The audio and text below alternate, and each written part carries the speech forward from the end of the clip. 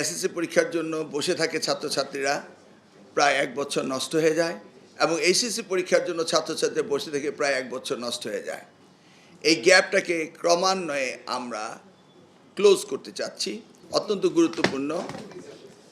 এখানে আমাদের approximately SSC সমমানের প্রায় ২০ লক্ষ এবং এইচএসসি সমমানের প্রায় ২০ লক্ষ।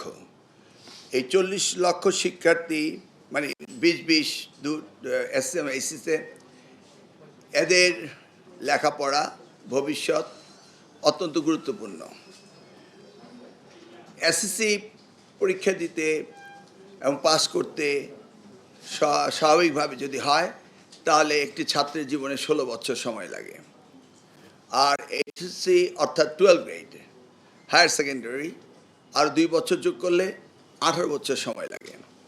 কিন্তু আমরা ইতিমধ্যে দেখেছি যে এই এইচএসসি পাস করতে ২০ বছর বয়স হয়ে যায়।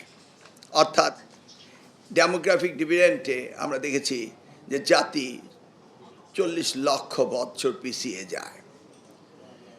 সেই ক্ষেত্রে আমরা চেষ্টা করছি সেশন জটকে কমিয়ে আনা, সিলেবাস কভার করা এবং সঠিকভাবে তাদের শিখন হওয়ার পরে পরীক্ষা নেওয়া, এই বিষয়গুলিকে আমরা গুরুত্ব দিয়েছি। সিনক্রোনাইজ করতে চেয়েছি কিভাবে এই গ্যাপটা, যেটা এসএসসি পরীক্ষার জন্য বসে থাকে ছাত্রছাত্রীরা, প্রায় ১ বছর নষ্ট হয়ে যায় এবং এইচএসসি পরীক্ষার জন্য ছাত্রছাত্রীরা বসে থেকে প্রায় ১ বছর নষ্ট হয়ে যায়। এই গ্যাপটাকে ক্রমান্বয়ে আমরা ক্লোজ করতে চাচ্ছি এবং ধরে নিচ্ছি যে December is the end of the year এবং এটা হলো এক্সামিনেশন মান্থ। সেই দিকে আমরা এগোচ্ছিলাম। অর্থাৎ আপনি ক্লাস 9, 10 ২ বছর, ডিসেম্বরে সিলেবাস কারিকুলাম শেষ হবে, সিলেবাসে শেষ হওয়ার পরে এসএসসি পরীক্ষা দিবে, ঠিক সেভাবে রেজাল্ট ২ মাসের মধ্যে বেরিয়ে যাবে, আবার এইচএসসিতে ভর্তি হবে এবং তারা সময় মতো বেরিয়ে যাবে এবং পরীক্ষা দেওয়ার পর রেজাল্ট বেরোয়ার সাথে সাথেই যেন আবার তারা অ্যাডমিশন নিতে পারে।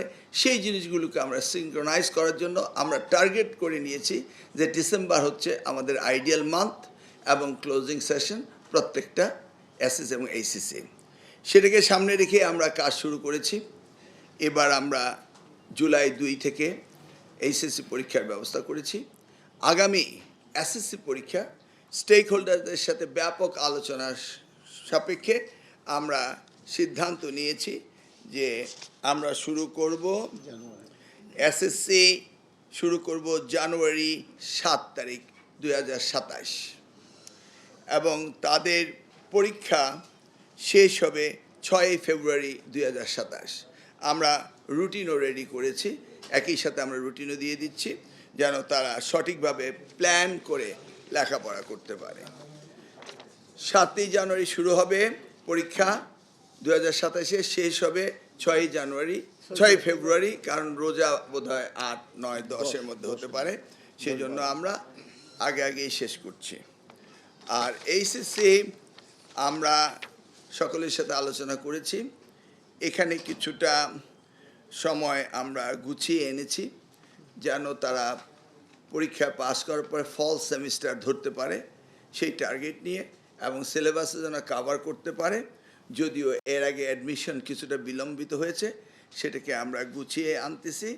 আমরা শুরু করব ৬ই জুন এবং শেষ করব ১৩ই জুলাই। আমাদের রুটিনও আমরা করে ফেলেছি, অর্থাৎ ৬ জুন পরীক্ষা শুরু হবে ২০২৭, শেষ হবে ১৩ই জুলাই ২০২৭।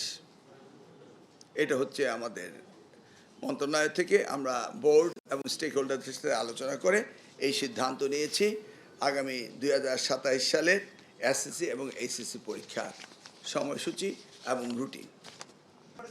রেজাল্ট আমি ২০০১-এ, তখন আপনি সাংবাদিকতা করতেন না, তখনই আমি এটাকে টাইম বেঁধে দিয়েছিলাম ২ মাস, এর বেশি একদিনও কেউ রেজাল্ট ধরে রাখতে পারবে না। সেটাই প্র্যাকটিস হচ্ছে। তবে এখন যেহেতু আরও অ্যাডভান্স হয়েছে, এটাকে আরও স্কুইজ করা হবে, বাড়ানো হবে না।